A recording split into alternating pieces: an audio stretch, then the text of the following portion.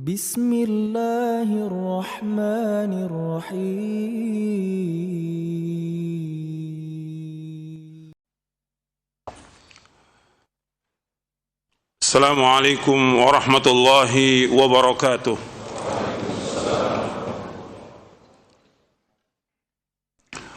Innal hamdalillah nahmaduhu wa nasta'inuhu wa nastaghfiruh wa na'udzu billahi min shururi anfusina wa min sayyiati a'malina may yahdihillahu fala mudilla lahu wa may yudlil fala hadiya lahu. Asyhadu an la ilaha illallah wahdahu la syarika lahu wa asyhadu anna Muhammadan abduhu wa rasuluh. Ya ayyuhalladzina amanu taqullaha haqqa tuqatih wa la tamutunna illa wa antum muslimun. Ya ayyuhan nasu taqu rabbakum alladzi khalaqakum min nafsin wahidah wa khalaqa minha zawjaha wa batha minhuma rijalan katsiran wa nisaa'a wattaqullaha alladzi tasaaluna bihi wal arham innallaha kana 'alaikum raqiba. Ya ayyuhalladzina amanu taqullaha وقولوا قولا سديدا يصلح لكم أعمالكم ويغفر لكم ذنوبكم ومن يطع الله ورسوله فقد فاز فوزا عظيما. أما بعد فإن أصدق الحديث كتاب الله وخير الهدي هدي محمد صلى الله عليه وعلى آله وسلم وشر الأمور محدثاتها وكل محدثة بدعة وكل بدعة ضلالة وكل ضلالة في النار. Ayuhal ikhwah, azakumullah, kepada jamaah yang hadir, ikhwan dan akhwat yang mudah-mudahan dirahmati oleh Allah Ta'ala, dan kepada seluruh kaum muslimin yang mendengarkan kajian ini di mana saja berada, yang mudah-mudahan dirahmati oleh Allah Ta'ala. Alhamdulillah, kita bersyukur kepada Allah Subhanahu wa Ta'ala atas segala nikmatnya, dan kita bersyukur kepada Allah Ta'ala kita diberikan hidayah taufik untuk selalu dan senantiasa menuntut ilmu syar'i yang merupakan kewajiban atas setiap muslim dan muslimah. Ikhwani fi din, azakumullah, pada pagi ini untuk muqaddimahnya saya akan bahas tentang pandangan seorang mukmin tentang dunia dan akhirat. Saya akan bacakan dari penjelasan Al-Imam Ibn Qayyim Al-Jauziyah dari kitabnya Al-Fawaid, supaya kita ini jelas tujuan kita ini dunia atau akhirat. Jadi harus jelas, orang beriman tuh jelas gitu. Hidupnya dia untuk dunia atau untuk akhirat gitu. Dia anak dunia atau anak akhirat. Dia mengharapkan dunia atau mengharapkan akhirat. Biar kita berjalan jelas dalam hidup ini. Tujuan hidup seorang mukmin itu adalah akhirat. Maka pandangan orang mukmin terhadap dunia dan terhadap akhirat ini harus jelas. Saya bacakan dari kitabnya Al-Imam Ibn Qayyim Al-Jauziyah, Imam Abu Abdullah Muhammad bin Abi Bakar bin Ayyub bin Qayyim Al-Jauziyah yang wafat tahun 751 Hijriah, yang ditahqiq oleh Muhammad Uzair Syam, cetakan Dar Alamil Fawaid, di halaman 136 sampai 138. Tapi tidak seluruhnya saya baca, terjemahannya saya bacakan semuanya nanti. Dijelaskan oleh Imam Ibn Qayyim. Sebelum saya bacakan penjelasan Ibn Qayyim, kita sudah mengetahui hadis Nabi SAW yang terdapat dalam Arba'in An-Nawawi, yang Nabi bersabda SAW, izhad fid dunya yuhibbakallah wazhad fima indan nas yuhibbakan nas. Kata Nabi, zuhudlah kamu di dunia, maka Allah akan mencintai kamu, dan zuhudlah dengan apa yang di tangan manusia, maka kamu akan dicintai oleh manusia. Nanti antum lihat di hadis Arba'in An-Nawawi, hadis yang ke-31. dari sahabat Abu Abbas Sahal bin Sa'ad As-Sa'idi radhiyallahu anhu, jaa rajulun ila an-nabiy sallallahu alaihi wasallam faqala ya Rasulullah dullani ala amalin idza amiltuhu ahabbani Allah wa ahabbani an-nas faqala izhad fi dunya yuhibbaka Allah wazhad fima 'inda an-nas yuhibbaka an-nas. Hadithun hasanun rawahu Ibnu Majah bi asanid hasanah. Dari Abu Abbas Sahal bin Sa'ad As-Sa'idi radhiyallahu anhu, ia berkata, telah datang seorang kepada Nabi sallallahu alaihi wasallam, lalu ia berkata, ya Rasulullah, tunjukkanlah kepadaku amalan yang apabila aku mengamalkannya maka Allah akan mencintai aku dan manusia akan mencintai aku. Maka Nabi jawab dengan singkat, faqal, Rasulullah sallallahu alaihi wasallam bersabda, izhad fid dunya yuhibbakallah wazhad fima 'indan nas yuhibbakan nas. Hendaklah kamu zuhud terhadap dunia, maka Allah akan mencintai kamu, dan zuhudlah dengan apa yang ada di sisi manusia, maka manusia akan mencintai kamu. Hadis ini hasan, kata Imam Nawawi, diriwayatkan oleh Imam Ibnu Majah dengan sanad yang hasan, dan hadis ini diriwayatkan juga oleh Imam Tabrani dalam Mu'jamul Kabir, diriwayatkan juga oleh Imam Hakim dalam kitabnya Al-Mustadrak di juz yang keempat, dan yang lainnya. Ya, Nabi menyuruh kita untuk zuhud. Makanya para ulama salaf itu nulis kitab-kitab tentang zuhud. Zuhud artinya dia meninggalkan apa-apa yang tidak bermanfaat di akhirat. Zuhud artinya meninggalkan apa-apa yang tidak bermanfaat di akhirat. Jadi zuhud bukan berarti dia tidak boleh kaya, boleh, tapi dia harus tinggalkan apa yang tidak bermanfaat di akhirat. Jadi hartanya dia harus usahakan untuk mengerjakan ketaatan kepada Allah, untuk haji, untuk umrah, dikeluarkan zakatnya, sedekah, membantu orang fakir miskin dan lain. Artinya dia kaya bermanfaat, hartanya bermanfaat. Jadi bukan pemahaman orang zuhud itu miskin, fakir, tidak. Zuhud itu meninggalkan apa yang tidak bermanfaat di akhirat.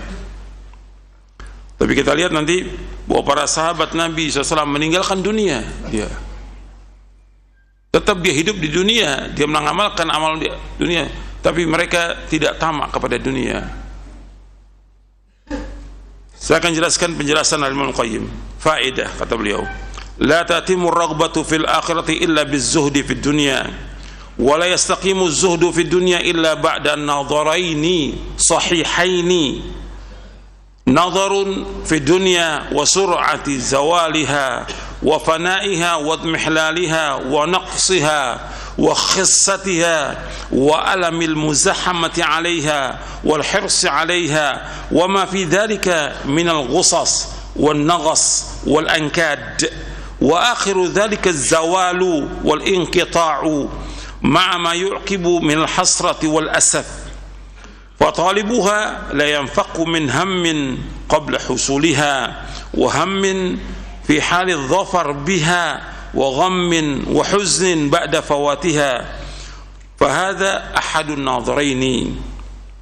النظر الثاني في الآخرة وإقبالها ومجيئها ولا بد ودوامها وبقائها وشرف ما فيها من الخيرات والمسرات والتفاوت الذي بينه وبين ما هاهنا فهي كما قال الله تعالى والآخرة خير وأبقى فهي خيرات كاملة دائمة وهذه خيالات ناقصة منقطعة مضمحلة فإذا تم له هذان النظران آثر ما يقتضي العقل إيثاره وزايد فيما يقتضي الزهد فيه. Ini sudah saya terjemahkan dalam buku Dunia Lebih Jelek Daripada Bangkai Kambing. Nanti antum lihat di buku Dunia Lebih Jelek Dari Bangkai Kambing di halaman 61 sampai halaman 64. Bab yang keenam, pandangan orang beriman dan berakal. Ingat tuh, pandangan orang beriman dan berakal tentang akhirat. Seorang muslim tujuan hidupnya adalah akhirat, bukan dunia. Akhirat, sorga merupakan puncak cita-cita seorang muslim. Orang yang beriman dan berakal memandang dunia dan akhirat dengan sudut pandang yang benar. Cinta seorang pada akhirat tidak akan sempurna. Ini penjelasan Muqayyim nih yang tadi saya bacakan. Cinta seorang kepada akhirat tidak akan sempurna kecuali dengan bersikap zuhud terhadap dunia. Sementara zuhud terhadap dunia tidak akan terwujud melainkan setelah ia memandang kedua hal ini dengan sudut pandang yang benar. Yang pertama, memandang dunia sebagai sesuatu yang mudah hilang, lenyap, dan pasti musnah. Dunia adalah sesuatu yang kurang, tidak sempurna. Dunia adalah hina. Persaingan dan ambisi dalam mendapatkan hal-hal duniawi sangat menyakitkan. Dunia adalah tempat kesedihan, dunia tempat kesusahan, dunia tempat kesengsaraan. Akhir dari hal-hal duniawi adalah kefanaan yang diikuti dengan penyesalan dan kesedihan. Orang yang mengejar kenikmatan dunia tidak lepas dari kecemasan sebelum meraihnya, keresahan pada saat meraihnya, dan kesedihan setelah meraihnya. Itu pandangan yang pertama tentang dunia. Sekarang pandangan yang kedua. Pandangan kedua, seorang mukmin memandang akhirat sebagai sesuatu yang pasti datang, sesuatu yang kekal, sesuatu yang abadi. Karunia dan kebahagiaan yang terdapat di akhirat sangat mulia, dan apa yang ada di akhirat sangat berbeda dengan apa yang ada di dunia. Akhirat adalah sebagaimana yang difirmankan oleh Allah, wal akhiratu khairu wa abqa. Akhirat itu lebih baik dan lebih kekal. Fahiya khairatun kamilatun daimatun wa hadhi khayalatun naqisatun munqati'atun mutmahillah. Akhirat semua isinya kebaikan, semua isinya kesempurnaan, dan semuanya langgeng dan abadi.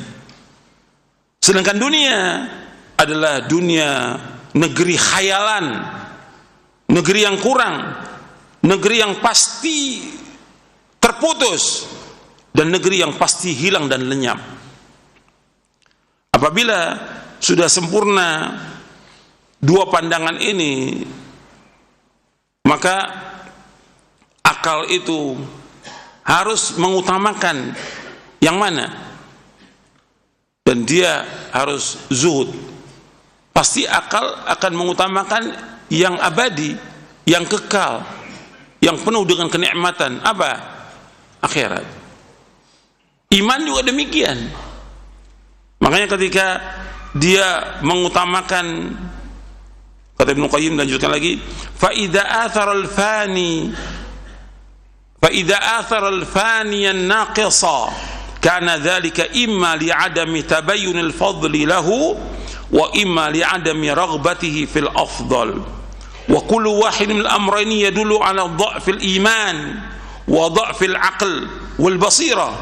Fa inna ar-raghiba fil dunya al-haris 'alayha al-mu'thir laha imma ay yusaddiqa bi anna ma hunaka ashrafu wa afdalu wa abqa, wa imma alla yusaddiqa. Fa in lam yusaddiq bidzalika kana 'adiman al-iman ra'san, wa in saddaqa bidzalika wa lam yu'thirhu kana fasid al-aql sayyi al-ikhtiyar li nafsihi. Apabila seseorang lebih mengutamakan sesuatu yang fana dan tidak sempurna, maka hal ini terjadi karena ia tidak mengetahui mana yang lebih utama, atau karena pada dasarnya ia tidak senang untuk mendapatkan sesuatu yang lebih utama dan lebih baik. Kedua alasan ini menunjukkan lemahnya iman, lemahnya akal, dan lemah hatinya. Sebab orang yang mengejar dunia, berambisi terhadap dunia, dan lebih mengutamakan dunia daripada akhirat, tidak luput dari kondisi apakah ia percaya apa yang di akhirat itu lebih mulia, lebih utama dan lebih kekal daripada apa yang di dunia, atau ia tidak percaya akan hal tersebut. Jika ia tidak percaya, berarti pada hakikatnya ia tidak mempunyai keimanan sama sekali. Tapi jika ia percaya namun dia tidak mengutamakan akhirat atas dunia, arti dia tidak mengutamakan akhirat atas dunia, maka ia adalah orang yang rusak dan tidak pandai memilih yang terbaik bagi diri sendiri. Wa hadha taqsimun daruriyun la yanfaqul abdu min ahadil qismaini minhu, fa itharu dunya 'ala al-akhirah imma min fasadin fil iman wa imma min fasadin fil aql wa ma aktsara ma yakunu minhuma. Pembagian ini penting untuk diketahui, mengingat bahwa setiap hamba tidak dapat terlepas dari salah satunya. Dengan kata lain, orang yang mengutamakan dunia daripada akhirat dapat disebabkan oleh dua faktor. Saya ulangi lagi, orang yang mengutamakan dunia daripada akhirat dapat disebabkan oleh dua faktor. Yang pertama yaitu rusaknya iman, sedangkan yang kedua karena rusaknya akal. Berarti ketika orang mengutamakan dunia, sibuk dengan dunia, dia berambisi dengan dunia, dia tinggalkan ibadah kepada Allah, berarti dia yang pertama rusak imannya, yang kedua rusak akalnya, nggak waras dia. Makanya antum sudah ngaji dan juga ustadz-ustadz yang dakwah, perhatikan itu, jangan sampai seperti orang umum bersaing tentang apa? Dunia. Ketika dia bersaing dengan dunia, dia mencari harta dengan dakwahnya dengan dunia dan sibuk dengan usaha dunia dan yang lainnya, maka yang pertama dia rusak imannya, yang kedua rusak akalnya. Ini harus ingat itu, rusak imannya dan rusak akalnya. Kita harus bagaimana iman kita lebih berharga dari semua yang ada di muka bumi ini. Seluruh dunia ini, seisinya ini, semuanya nggak ada harganya dibandingkan dengan iman kita. Iman kita kepada akhirat lebih penting dari semua dunia dan seisinya. Itu harus kita ingat tuh. Yang kita cari, yang kita tuju adalah akhirat. Kita hidup dari mulai kita bangun tidur sampai kita itu lagi, yang kita tuju adalah akhirat, bukan dunia. Bukan berarti kita tinggalkan dunia, tidak. Tetap wajib mencari nafkah, tapi sekedar mencari nafkah.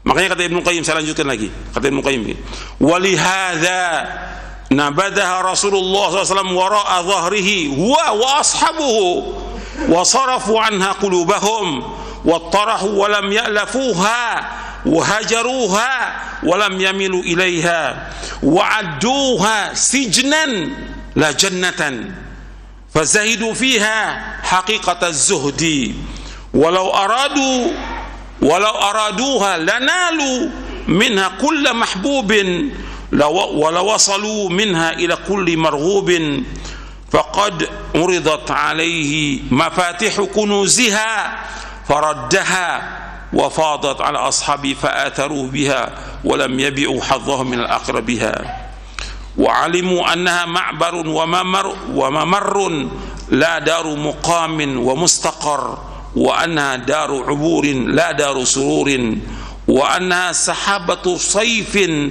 taqashsha'u an qalilin wa khayalu taifin mastatamma ziyadata hatta adhana birrahili.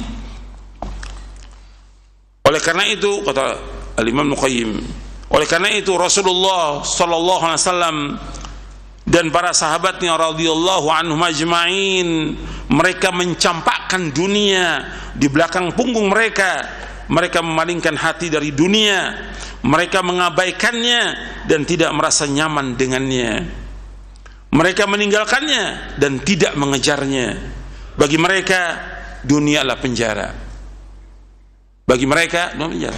Kan kata Nabi, ad-dunya sijnul mu'min wa jannatul kafir. Hadis ini sahih, riwayat Muslim dan Tirmidzi. Dunia ini penjaranya orang beriman dan surga bagi siapa? bagi orang kafir. Dunia ini penjara bagi orang yang beriman dan surga bagi orang kafir.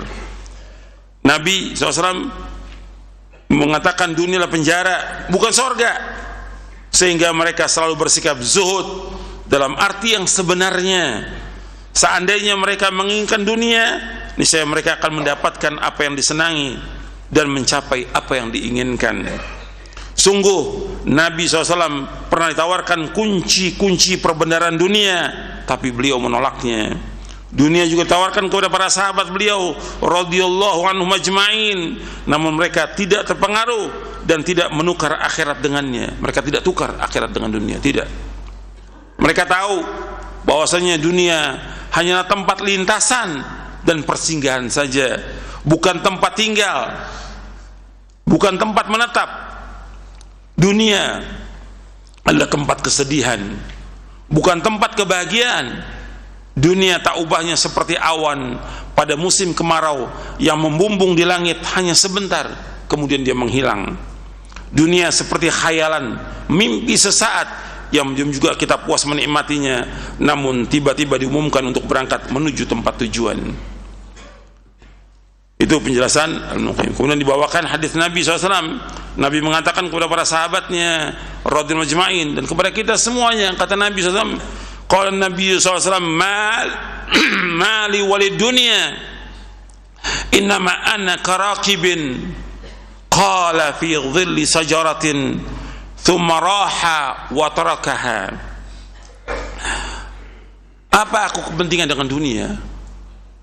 Aku enggak ada kepentingan dengan dunia, kata Rasulullah SAW. Sesungguhnya aku seperti orang yang menaiki kendaraan, karakibin. Qala di sini maknanya tidur siang, qailula. Qala, yang tidur siang fi dhilli syajaratin, di bawah naungan pohon. Thumma raha wa taraka, kemudian pergi meninggalkannya. Orang ini di tengah padang pasir berjalan, naik kendaraan, ada pohon besar, singgah sebentar untuk istirahat sebentar aja, selalu tinggalkan. Itu perumpamaan dunia. Kita dunia ini hanya sebentar aja singgah, yang kita tuju apa? Akhirat, bukan dunia. Maka sayang kalau orang habiskan waktunya 24 jam untuk dunia. Ini orang yang tidak waras. Sudah kita lihat tuh depan mata kita, banyak orang yang gak waras. Jangan kemudian nular kepada penuntut ilmu, para dai jadi gak waras, sibuk dengan dunia, bersaing dengan dunia, mencari harta dengan ilmu ini. Jangan, rugi nanti kita. Yang kita cari akhirat, orang beriman itu. Kemudian Nabi juga bersabda, hadis yang tadi riwayat Imam Ahmad, Tirmidzi, Ibnu Majah, dari sahabat Ibnu Mas'ud radhiyallahu an, dan Tirmidzi mengatakan haditsun hasanun sahih. Kemudian Nabi juga bersabda SAW, mad dunya fil akhirah illa kama yudkhilu adukum isba'u fil yam falyanzur bima tarji'. Hadis ini sahih, riwayat Muslim, dari sahabat Mustawrid bin Shaddad radhiyallahu an. Kata Nabi, perbandingan dunia dengan akhirat, perbandingannya dunia akhirat, seperti seorang memasukkan jarinya di lautan, maka dia lihat apa yang kembali. Artinya lautan itu diumpamakan seperti akhirat. Lautan itu semua yang luas. Sekarang daratan aja sama lautan, lebih luas mana? Lautannya. Daratan paling seperempat, 3/4-nya semua lautan. Kalau Allah mau, Allah tenggelamkan bumi ini semua. Sekarang perbandingan dunia dengan akhirat, itu lautan semuanya, kita masukkan jari tangan di lautan. Yang kita ambil sedikit tuh yang nempel di tangan air itu, itulah dunia. Yang luas lautan itu merupakan akhirat. Itu Nabi memberikan perumpamaan kepada para sahabat dan kepada kita semuanya. Jadi yang kita cari adalah akhirat, bukan dunia. Dan hadis ini sahih riwayat Muslim. Dan ayatnya juga banyak dalam Al-Quran. Nabi bersabda SAW dalam hadis, berapa hadis, banyak ini hadisnya. Kalau ayatnya juga banyak. Antum lihat dalam surah Al-An'am ayat 32. Surah An'am ayat 32. Wa mal hayatud dunya illa la'ibun wa lahun walad darul akhiratu khairul ladzina yattaqun afala ta'qilun. Dan kehidupan dunia ini hanyalah permainan dan senda gurau, sedangkan negeri akhirat sungguh lebih baik bagi orang-orang yang bertakwa. Tidaklah kamu mengerti? Apakah kamu tidak berakal? Apakah kamu tidak berpikir? Akhirat lebih baik bagi orang bertakwa. Allah juga berfirman dalam surah Al-Qasas surah 28 ayat 60. Wa ma utitum min syai'in famata'ul hayatid dunya wa zinatuha wa ma 'indallahi khairu wa abqa afala ta'qilun. Dan apa saja ini umum, apakah bentuknya kekayaan, jabatan, keturunan yang diberikan kepada kamu, maka itulah kesenangan hidup duniawi dan perhiasannya, sedang apa yang di sisi Allah adalah lebih baik dan lebih kekal. Tidaklah kamu berpikir, tidaklah kamu berakal. Allah ajak kita untuk berpikir di sini. Jadi ikhwan fillah, azakumullah, kita orang beriman, yang kita pentingkan adalah akhirat, bukan dunia. Dunia ini gak ada arti apa-apa. Jangan kita disibukkan dengan dunia. Udah banyak orang meninggalkan akhirat, sibuk dengan dunia. Udah gak nuntut ilmu. Jutaan orang gak nuntut ilmu, gak ngaji, gak baca Quran, sampai sholat ditinggalkan, sampai berbakti pada orang tua ditinggalkan. Karena apa? Sibuk dengan dunia. Sampai gak sempat pulang ketemu orang tua itu. Sibuk dengan dunia. Gak ada arti apa-apa dunia ini. Dunia lebih jelek dari bangkai kambing. Maka saya berikan judul buku saya itu, dunia lebih jelek dari bangkai kambing. Karena Nabi SAW memberikan perumpamaan demikian, lebih jelek. Jadi jangan kita tertipu dengan dunia, jangan. Dan antum sebagai penuntut ilmu, orang yang sudah ngaji, mesti beda dengan orang awam. Apalagi para dai, para ustad. Jangan sibuk dengan dunia, jangan. Tujuan kita adalah akhirat. Kewajiban kita besar untuk mendakwakan ilmu ini kepada umat ini, mengembalikan umat kepada Quran dan sunnah ala fahmi salam, mengajak umat untuk mentauhidkan Allah, menjauhkan syirik. Bahkan asasnya kebahagiaan, kata Ibnu Qayyim, saya tambahkan lagi nih, asasnya kebahagiaan, kata Ibnu Qayyim, itu mendakwakan dakwah tauhid. Asas kebahagiaan, ketika orang tidak mendakwakan dakwah tauhid, dia nggak akan bahagia hidupnya, dan manusia nggak mencapai kebahagiaan. Sebab syarat untuk bahagia, ya harus dia mentauhidkan Allah lebih dahulu. Jadi harus tuh, jadi harus ada keyakinan kita bahwa kebahagiaan itu dengan kita mentauhidkan Allah Subhanahu wa ta'ala. Ada saya,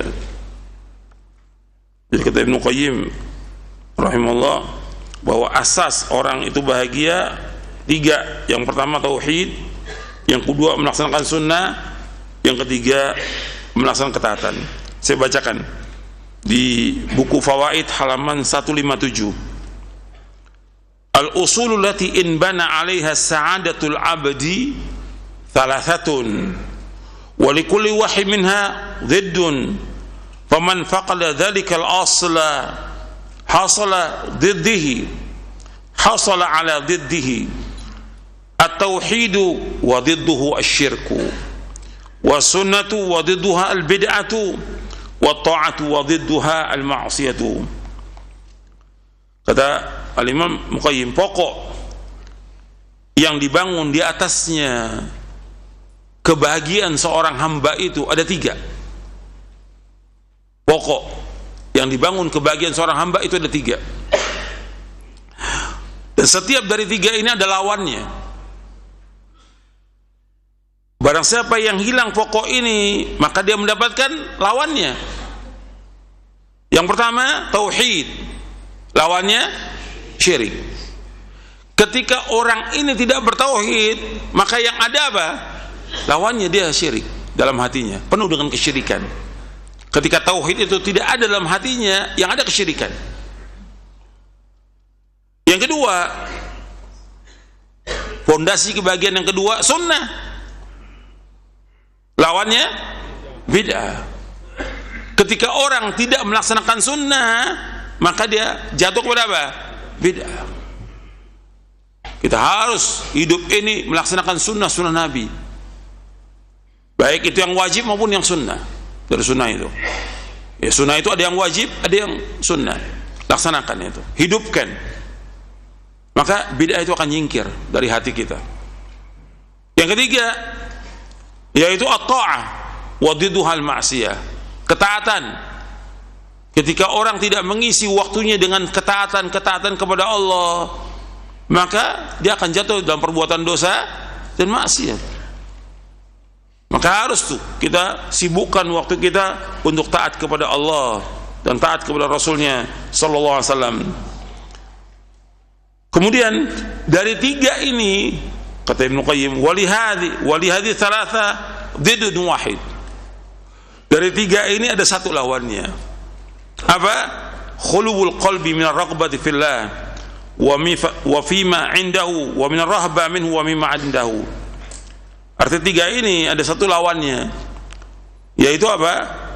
Kosongnya hati dari keinginan apa yang ada pada Allah, apa yang ada padanya, dan takut kepadanya. Jadi yang harus ada bagi setiap mukmin dan mukminah, yaitu harus diisi hati ini untuk terus mengharap kepada Allah. Dia harus ingat kepada Allah, dia harus takut kepada Allah. Itu orang beriman. Jangan kosong. Ketika bicara soal tauhid, ini juga harus detail pembahasannya. Enggak seperti sekarang tauhid harus dirinci itu. Maka nanti anda baca itu kitab tauhid. Atau saya punya buku syarah kitab tauhid. Dengan kita baca itu, insya Allah kita akan meyakini, kemudian memahami dan mengamalkan. Harus diamalkan, tauhidnya harus diamalkan. Kalau nggak diamalkan, ya nggak akan terwujud tauhid itu. Yang nanti kita akan bahas insya Allah dalam syarah akidah ini. Gitu. Jadi harus pokok kebahagiaan itu harus dibangun di atas tauhid. Kalau orang mentauhidkan Allah, melaksanakan sunnah, kemudian melaksanakan ketaatan, dia akan bahagia. Kalau orang mentauhidkan Allah, menjauhkan syirik, melaksanakan sunnah, menjauhkan bid'ah, melakukan ketaatan, menjauhkan maksiat, insya Allah dia akan bahagia, pasti. Gitu. Tapi tetap hatinya dia harus terus mengharap kepada Allah Subhanahu wa ta'ala. Dia harus takut terus kepada Allah ta'ala.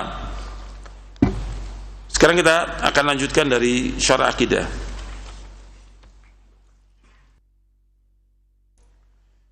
Sekarang kita masuk poin yang ke-61. Iya. Poin yang ke-61.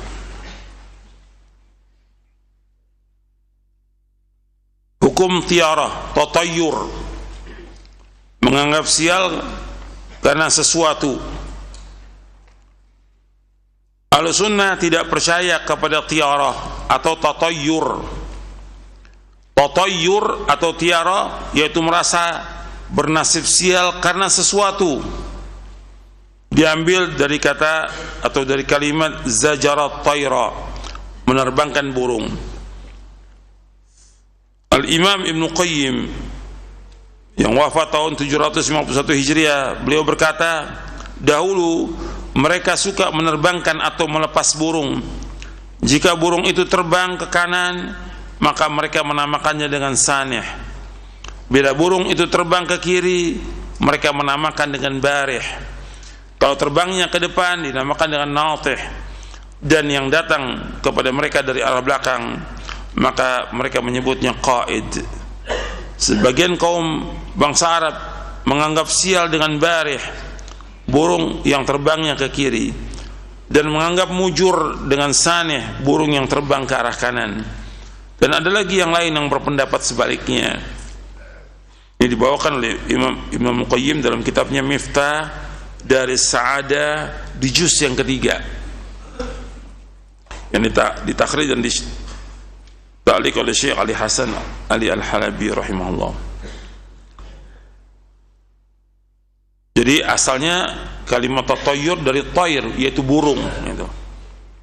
Jadi dulu dipakai untuk mengundi nasibnya dia, Kalau terbang ke kanan berarti nasibnya dia baik, kalau terbang ke kiri nasib dia buruk, dan seterusnya.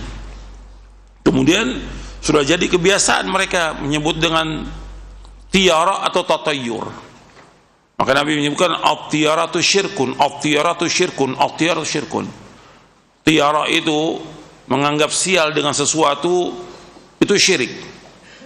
Menganggap sial dengan apa? Di sini disebutkan tatayyur, merasa sial tidak terbatas hanya pada terbangnya burung saja, tidak.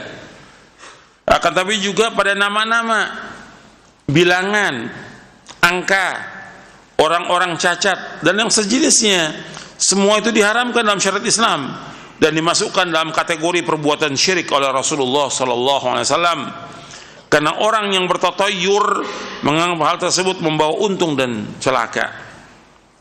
Jadi tatayyur itu bukan hanya terbatas pada burung, tidak.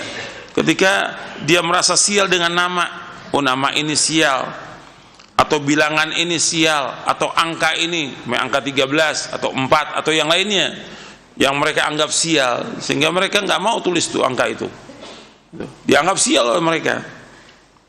Atau ketika mereka melihat orang cacat, itu dianggap sial. Umpamanya mereka keluar dari rumah, ada orang cacat, tidak, kembali lagi dia pulang karena dianggap sial. Atau ketika dia keluar, dia lihat kucing mati tengah jalan, balik lagi, dia nggak jadi safar karena dianggap sial. Seperti itu orang menganggap sial dengan sesuatu. Dalam Islam nggak boleh. Orang jahiliyah dulu menganggap sial dengan bulan Safar. Dalam Islam nggak ada kesialan dalam Islam. Kadang-kadang juga menganggap perempuan itu sial. Dari mana? Nggak ada dalam Islam. Gitu. Begitu juga rumah dianggap sial atau kendaraan dianggap sial. Tidak ada yang demikian dalam Islam. Kalau dia meyakini demikian, itu mesti akan rusak nanti semuanya. Kalau perempuan dianggap sial, dia akan cerai itu perempuan. Nanti kawin lagi, sial lagi. Seperti itu. Dari mana? Orang jahiliyah iya nganggap perempuan itu sial, orang jahiliyah. Kita orang beriman, beda dengan orang jahiliyah. Makanya mereka ketika anak mereka itu masih kecil, ya, lagi lucu-lucunya umur setahun, itu dimatikan oleh mereka, dibunuh hidup-hidup mereka. Itu orang jahiliyah karena nggak senang dengan anak perempuan. Makanya Allah akan tanya nanti, wa idzal mau'udatu su'ilat. Nanti anak-anak yang dibunuh itu perempuan itu akan ditanya oleh Allah di hari kiamat nanti, kenapa dibunuh dia? Jadi mereka nggak mau punya anak perempuan karena dianggap sial. Orang beriman tidak, nggak boleh menganggap sial dengan sesuatu, dengan barang, dengan orang, dengan angka, dengan tempat, nggak boleh.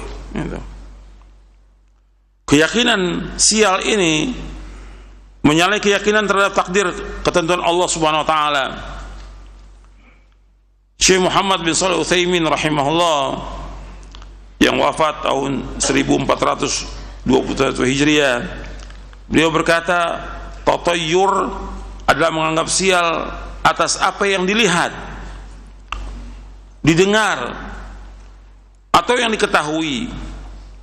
Seperti yang dilihat yaitu melihat sesuatu yang menakutkan, yang didengar seperti mendengar burung gagak.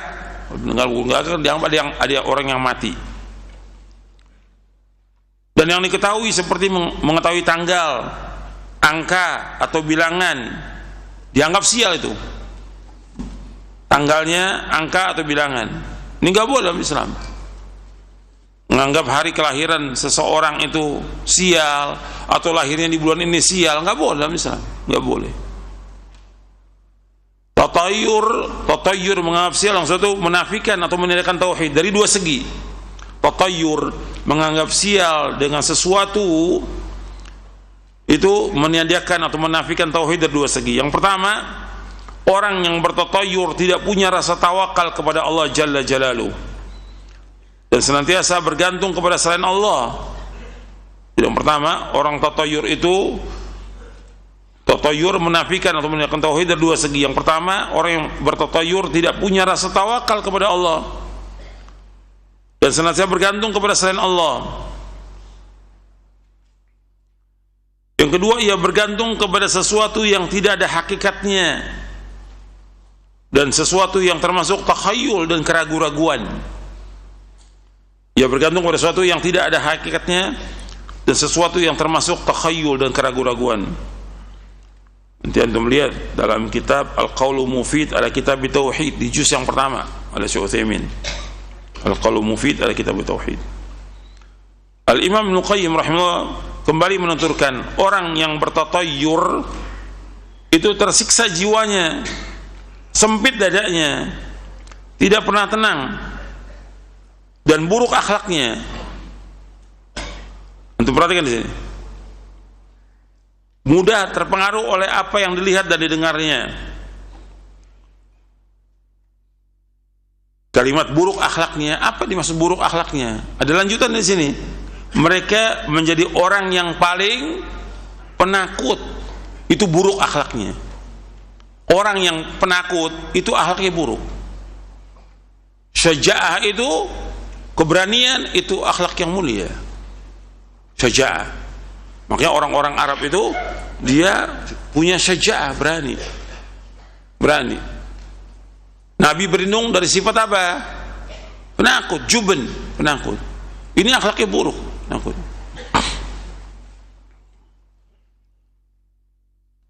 Makanya akhlak itu disebutkan oleh Imam Ibnu Qayyim dalam kitabnya Madarijus Salikin. Ketika berbicara tentang akhlak, kata beliau, ad-dinu kulluhu khuluq. Akhlak itu, agama itu semuanya akhlak. Agama itu semuanya baik. Nah, rukun akhlak itu, apa rukun yang bisa terbangun akhlak itu menjadi akhlak yang mulia? Beliau bawakan dalam kitabnya Madarijus Salikin ada 4. Yang pertama, sabar.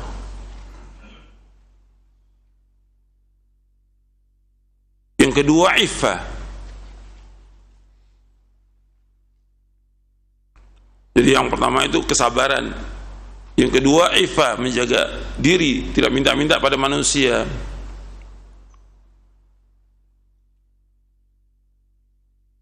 Yang ketiga, syaja'ah. Yang keempat, dia berharap kepada Allah Subhanahu wa ta'ala.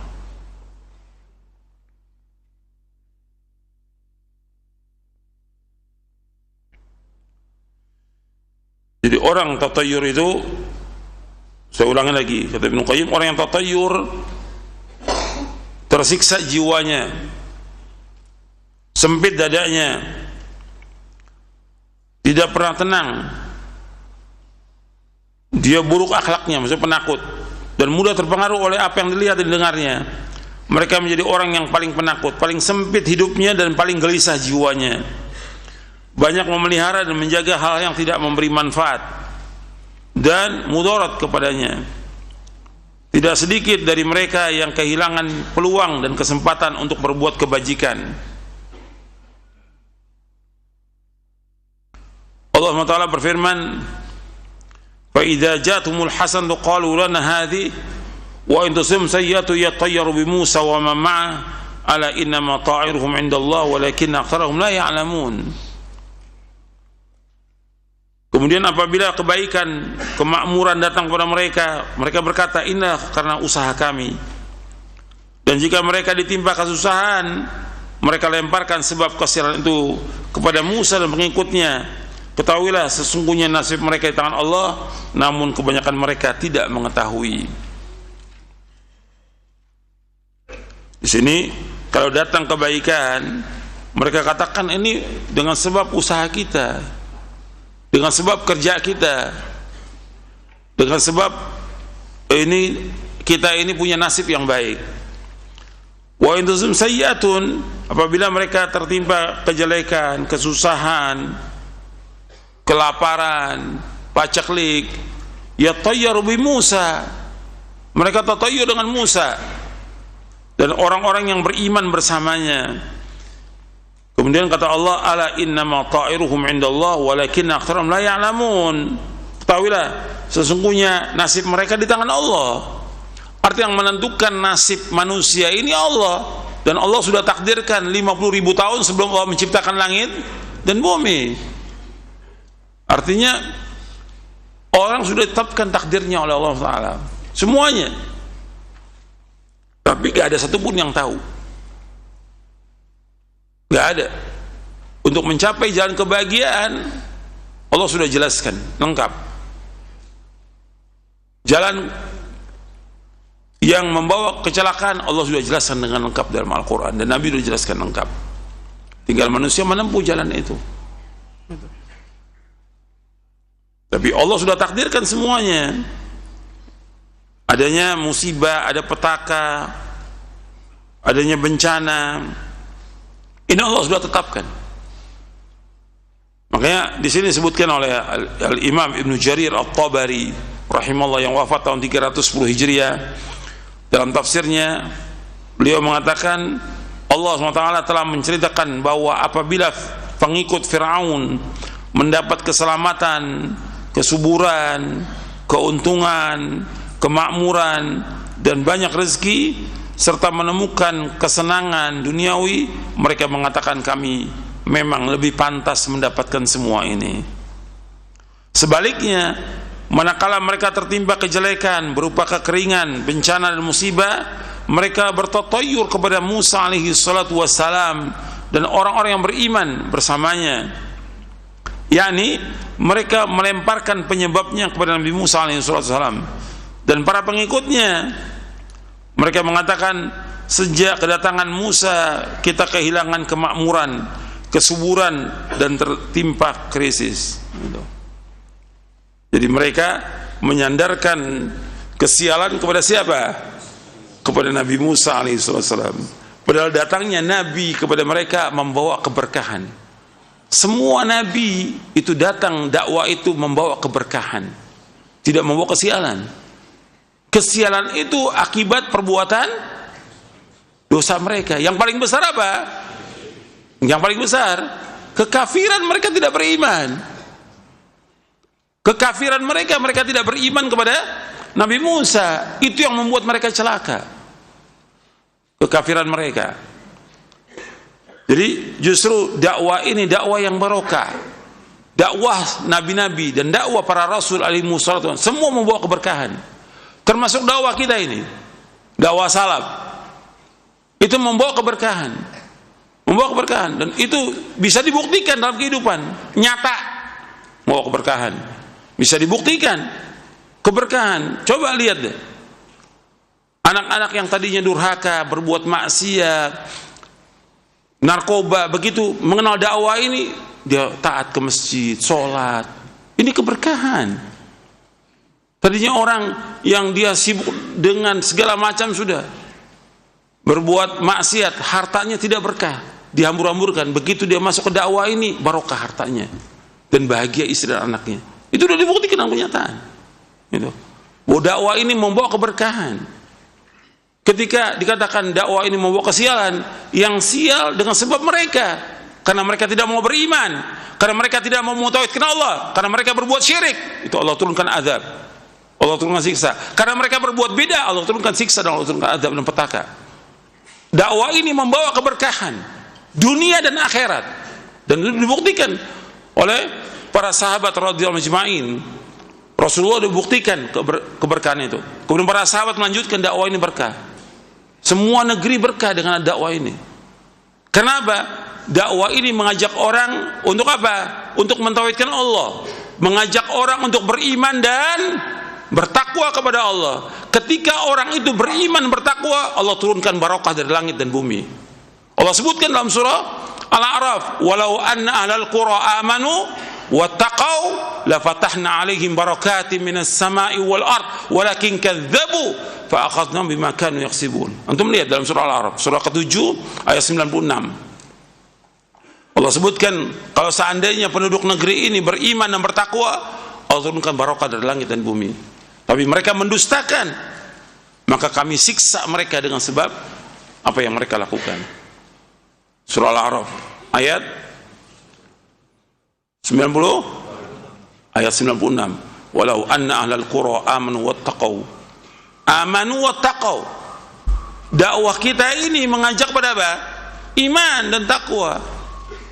Dakwah ini mengajak iman dan takwa kepada siapa? Kepada Allah. Iman kepada arkanul iman yang 6. Iman kepada Allah, kepada malaikatnya, kepada kitab-kitabnya, kepada rasul-rasulnya, iman kepada yaumul akhir, dan iman kepada takdir yang baik dan buruk. Iman dan iman kepada semua yang ada, yang Allah kabarkan dalam Al-Quran. Iman kepada yang gaib. Bertakwa. Takwa itu artinya melaksanakan perintah Allah, menjauhkan larangannya. Perintah yang paling besar apa? Tauhid. Larangan yang paling besar syirik. Melaksanakan sunnah, menjauhkan beda. Melaksanakan sholat yang 5 waktu bagi laki-laki di masjid. Perempuan-perempuan wajib dia pakai jilbab. Ini keberkahan. Dakwah ini berkah. Kalau saya mau detailkan satu persatu, ini dakwah ini luar biasa keberkahannya. Dan antum merasakan dalam kehidupan antum ketika antum tahu tentang dakwah ini, antum pelajar ya Quran dan hadis Nabi yang sahih, antum yakini, antum amalkan, berbeda itu dengan antum dulu pada waktu berbuat maksiat. Kenikmatan, kebahagiaan terdapat dalam hati setiap mukmin dan mukminah, dan itu dirasakan nyata itu. Dan negeri ini akan bahagia selama ada dakwah ini. Negeri Indonesia ini akan bahagia selama ada dakwah, dan semua negeri yang ada akan bahagia dengan dakwah ini dan barokah. Sudah dibuktikan kenyataan, dan orang merasakan kebahagiaan itu dengan dakwah ini.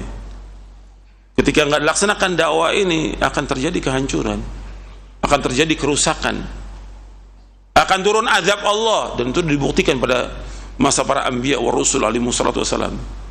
Ketika mereka berpaling dari dakwah ini, Allah turunkan azab. Saya lanjutkan. Ibnu Jarir At-Tabari rahimahullah berkata, Allah azza wa jalla menyebutkan bahwasanya tidaklah nasib kaum Fir'aun dan selain mereka berupa kelapangan rezeki, kemakmuran dan lainnya, berupa nasib baik dan buruk, melainkan ada di sisi Allah. Tetapi kebanyakan manusia tidak mengetahui, sehingga mereka menuduh Nabi Musa AS dan pengikutnya sebagai penyebab kesialan mereka. Artinya ketika ada orang-orang kafir mendapatkan kesenangan, memang Allah sudah takdirkan demikian, tapi bukan berarti Allah redha kepada mereka. Ingat tuh, ketika orang kafir diberikan oleh Allah kesenangan, harta yang banyak melimpah, bukan berarti apa? Allah redha, bukan. Maka Allah sebutkan dalam surah Ali Imran, wa yahsabanna alladziina kafaru annama numli lahum khairun li anfusihim innama numli lahum liyazdadu itsma wa lahum 'adzabun muhin. Kita melihat dalam surah Ali Imran, Allah menyebutkan apa yang Allah berikan kepada mereka itu bukan berarti Allah berikan kesenangan kepada mereka, bukan berarti Allah redha.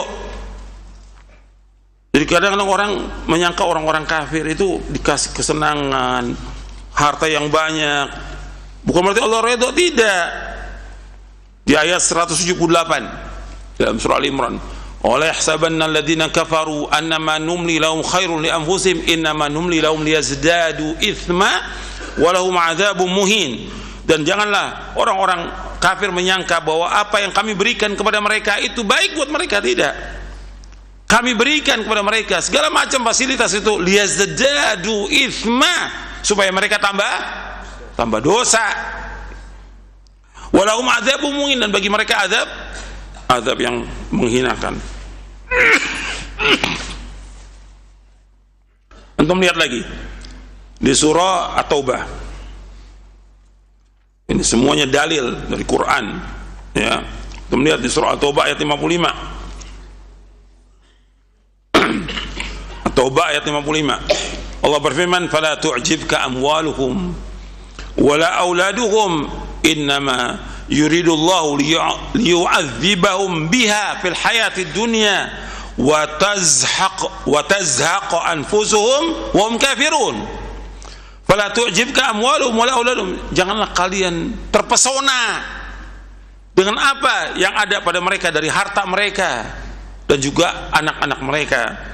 Innama yuridullah liyu'adzibahum biha fil hayatid dunya, dan Allah inginkan dengan harta itu yang ada pada mereka untuk mengazab mereka dengannya di dunia, wa tazhaqa anfusuhum wa hum kafirun, dan akan dicabut nyawa mereka dalam keadaan mereka kafir.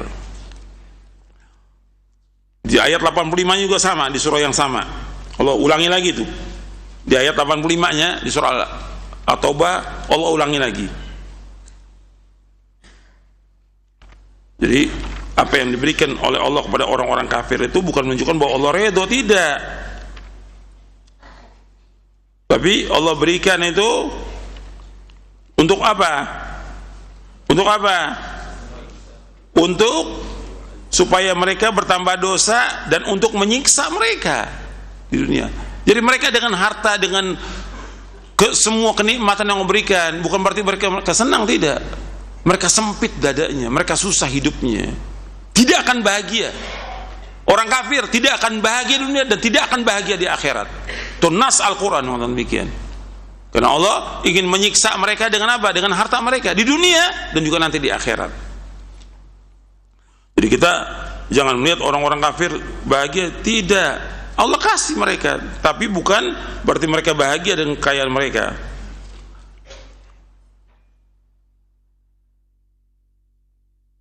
Ada berapa ayat lagi, tapi saya cukupkan 2 ayat itu. Ada berapa ayat Allah sebutkan dalam Al-Quran tentang orang-orang kafir. Jadi kita jangan terpesona dengan kekayaan orang-orang kafir, jangan. Itu Allah ingin menyiksa mereka dengan sebab itu. Makanya kita bersyukur diberikan iman yang lebih dari dunia dan seisinya. Kita bersyukur diberikan hidayah di atas Islam dan Sunnah. Ini lebih dari dunia dan seisinya. Kemudian kita diberikan lagi taufik untuk mengaji, karena banyak yang dia tahu Islam tapi nggak ngaji, nggak tahu nuntut ilmu, nggak belajar, sampai mereka nggak ngerti agama sama sekali. Dan sebagian mereka mati dalam keadaan su'ul khatimah. Waliyatubillah sallallahu alaihi wasallam. Makanya orang beriman tuh antara khauf dan raja, takut dan harap selalu hidupnya. Gitu. Selanjutnya, tiara termasuk syirik yang menafikan kesempurnaan tauhid, karena ia berasal dari apa yang disampaikan syaitan berupa godaan dan bisikannya. Rasulullah sallallahu alaihi wasallam bersabda, at-tiyaratu syirkun, at-tiyaratu syirkun, wa ma minna illa walakinna Allah yudhibu bitawakkul.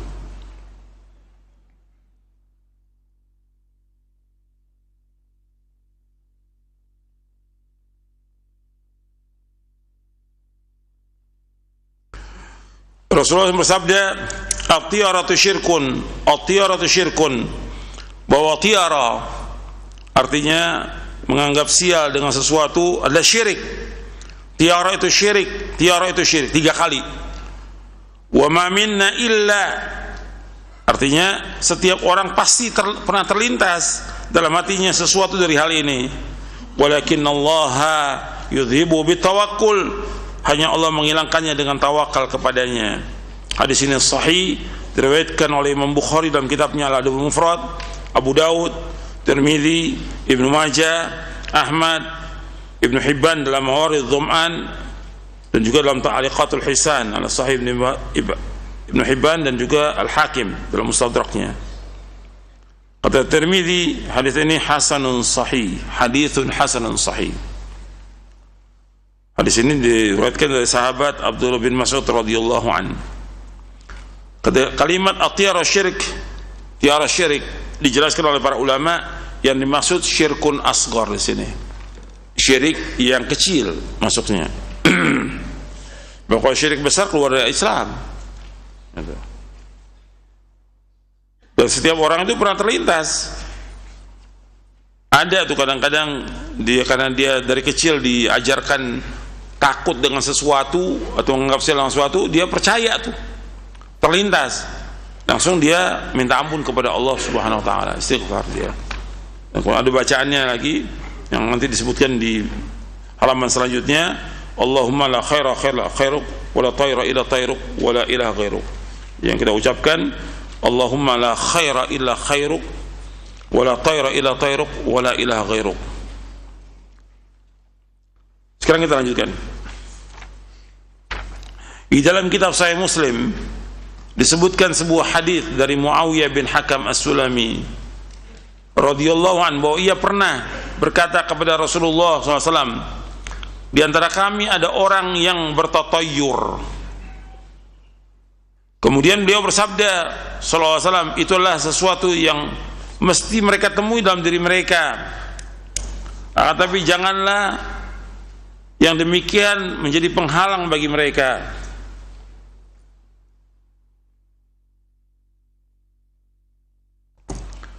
Jadi kata Nabi SAW, itu sesuatu yang mesti ditemui dalam diri mereka. Ada terlintas dalam diri manusia itu.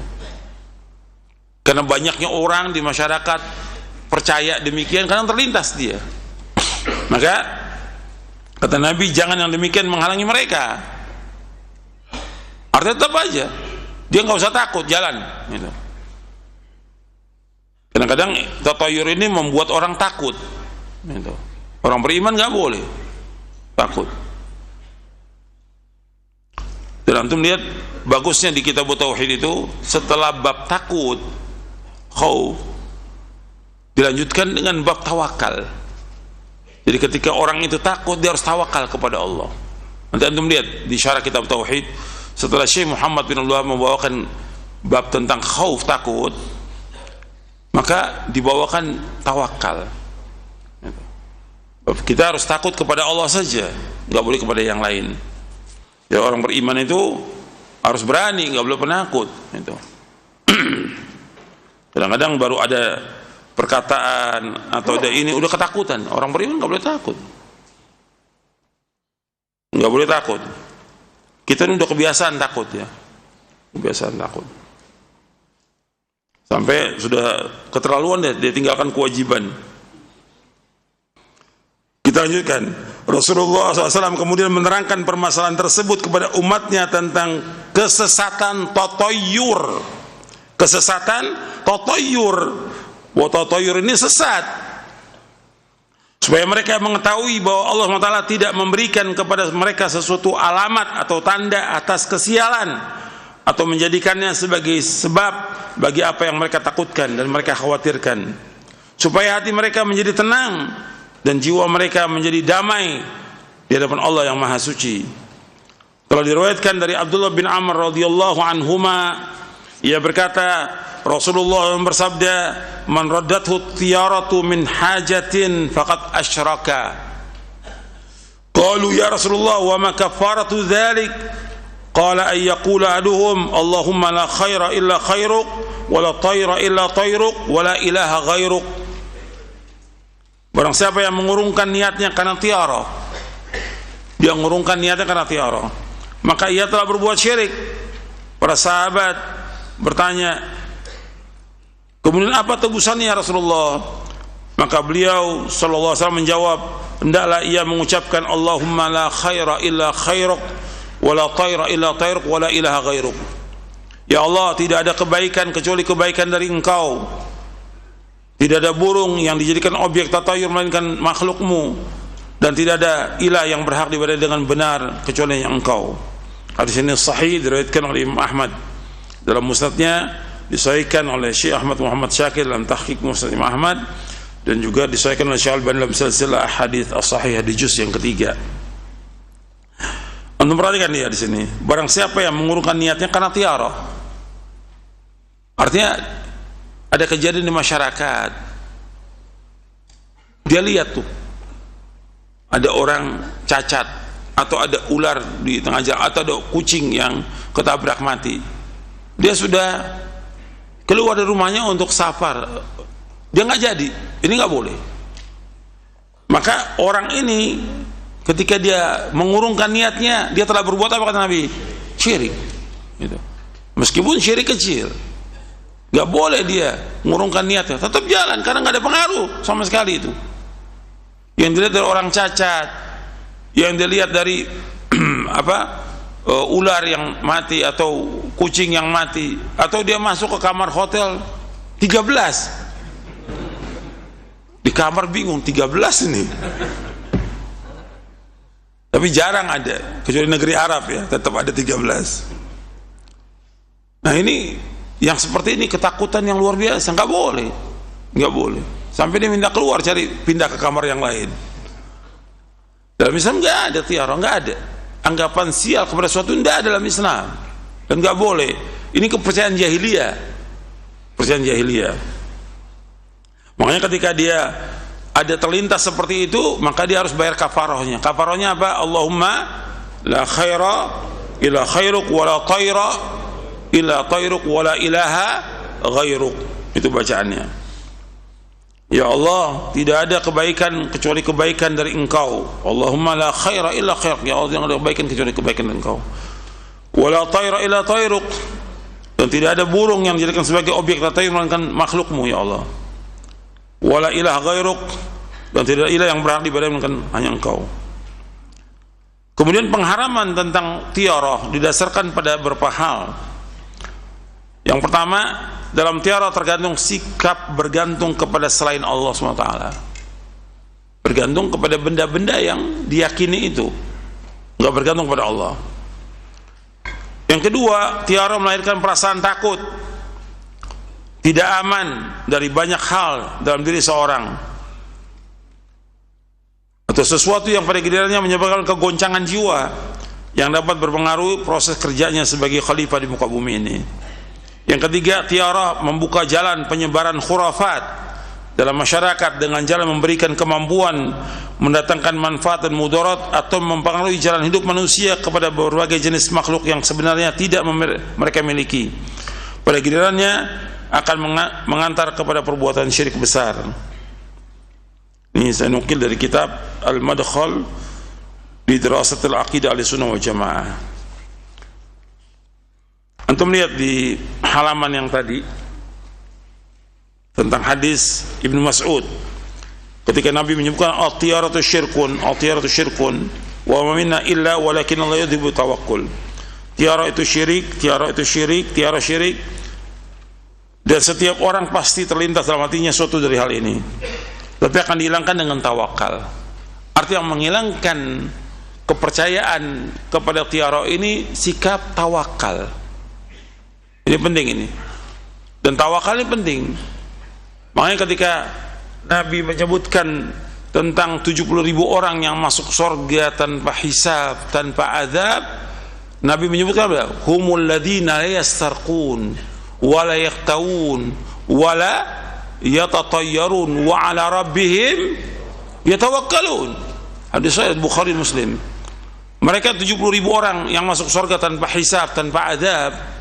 Mereka adalah orang-orang la yastarqun, yang mereka tidak minta diruqyah, wa la yaktawun, dan mereka tidak berobat dengan kai, dengan besi panas, wa la yatatayyarun, dan mereka tidak menganggap sial dengan sesuatu, wa ala rabbihim yatawakkalun, dan kepada Allah mereka tawakal. Intinya dari empat ini, yaitu yang keempat, kan empat Nabi sebutkan.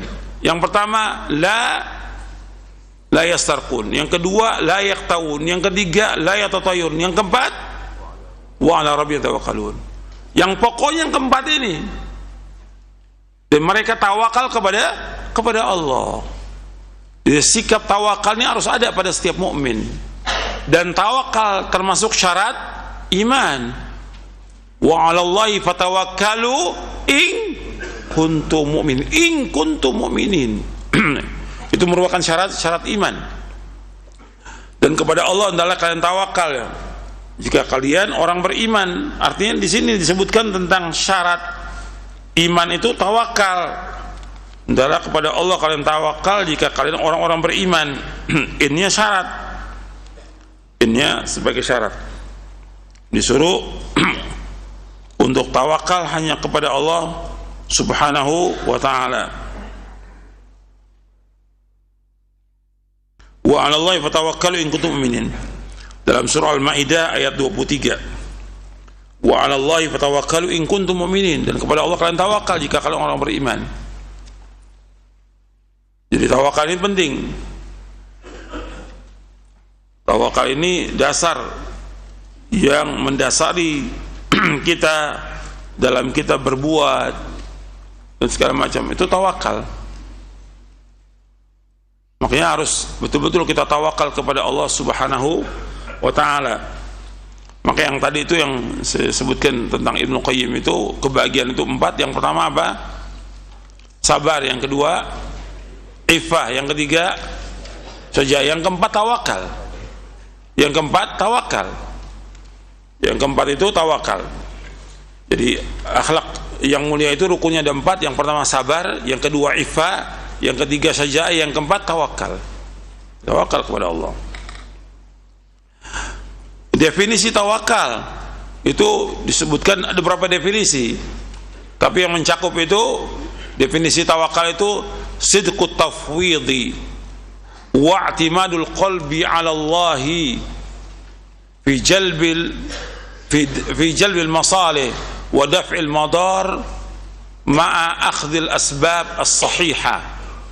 Bahwa tawakal itu yaitu at-tawakkulu sidqut tafwidhi wa i'timadul qalbi 'ala Allah fi jalbil manafi'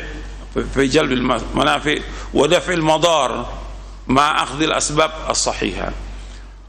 Ya, yang dikatakan tawakal itu kejujuran dalam kita menyerahkan semua urusan kepada Allah. Wa i'timadul qalbi 'ala Allah, dan bersandarnya hati ini hanya kepada Allah dalam menarik manfaat dan juga menolak bahaya dengan melaksanakan sebab-sebab yang sahih. Ya, tawakal itu harus melaksanakan sebab yang sahih. Seperti ada orang yang dia sakit, saya tawakal kepada Allah. Ya tetap harus dia usahakan. Nabi suruh inna likulli da'in dawa fatadawau wala tatadawau biharam. Setiap penyakit ada obatnya, berobatlah. Nabi suruh berobat. Jadi kita sakit, kita serahkan urusan kepada Allah, tapi harus ada akhdul asbab. Apa akhdul asbabnya? Berobat. Adapun soal kesembuhan dan tidak sembuh, kita serahkan kepada siapa? Allah. Kita tawakal kepada Allah. Sama seperti orang yang dia fakir, dia nggak bisa, dia nggak punya apa-apa, nggak boleh dia bersandar pada dirinya. Saya tawakal kepada Allah, nggak bisa. Langit nggak akan turunkan hujan emas dan tidak perak. Dia harus usaha. Setelah dia usaha, baru dia tawakal kepada Allah Taala. Makanya Nabi menyebutkan dalam hadis yang sahih yang diriwayatkan oleh Imam Ahmad, Tirmidzi dan yang lain dari sahabat Umar bin Khattab radhiyallahu an, "Lau annakum tatawakkaluna 'ala Allah haqqa tawakkuli la razaqakum kama yarzuqut tayra taghdu khimasan wa taruhu bitana." Kalau seandainya kalian tawakal kepada Allah dengan sebenar-benar tawakal, maka Allah Subhanahu wa ta'ala akan memberikan rezeki kepada kalian sebagaimana Allah berikan rezeki kepada burung yang paginya dia pergi dalam keadaan kosong perutnya, kemudian pulang dalam keadaan penuh perutnya. Artinya tawakal itu harus ada ikhtiar, burung keluar dari sarangnya. Jadi tawakal itu dengan mengambil sebab yang dibenarkan menurut syariat. Ya, sampai sini dulu kajian kita. Mudah-mudahan yang saya sampaikan bermanfaat untuk kita semuanya. Mudah-mudahan kita diberikan hidayah taufik untuk mengamalkannya. Wassallallahu nabiyana Muhammadin sallallahu alaihi wasallam. Subhanakallahumma bihamdik asyhadu an la ilaha illa anta astaghfiruka wa atubu ilaik. Assalamualaikum warahmatullahi wabarakatuh.